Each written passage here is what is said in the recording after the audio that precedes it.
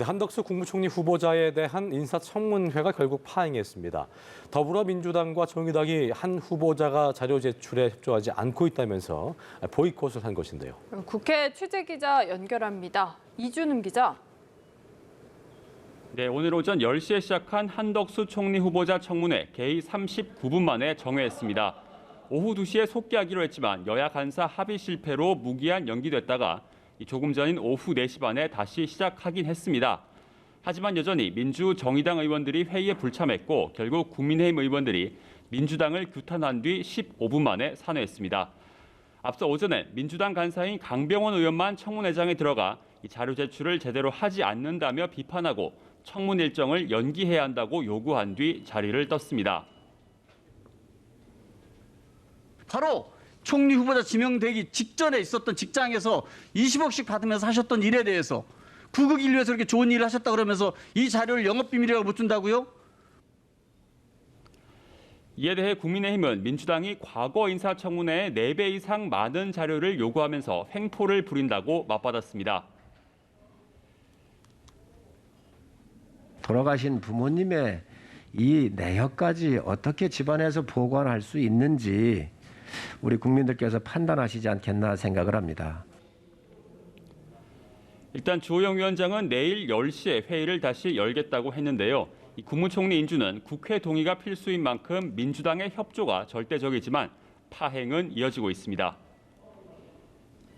네, 국회에서는 여야가 합의한 검수완박 중지안을 놓고 다시 충돌하면서 합의 사흘 만에 백지화될 위기에 놓였다고요. 네, 맞습니다. 일단락이 된 줄 알았는데 다시 국회가 바쁘게 돌아가고 있습니다. 국민의힘이 최고위원회의에서 중재안을 통해 빼기로 했던 검찰의 공직선거 그리고 공직자 범죄 직접 수사 부분에 대해 재논의하겠다고 결정했습니다. 공직선거에 대한 부분, 공직선거 범죄에 대한 부분과 그리고 공직자 범죄에 대한 부분에 대해서 이 중재안이 미흡한 부분이 있다는 것에 대해서 국민들이 많은 우려가 있다는 것을 저희가 확인했습니다.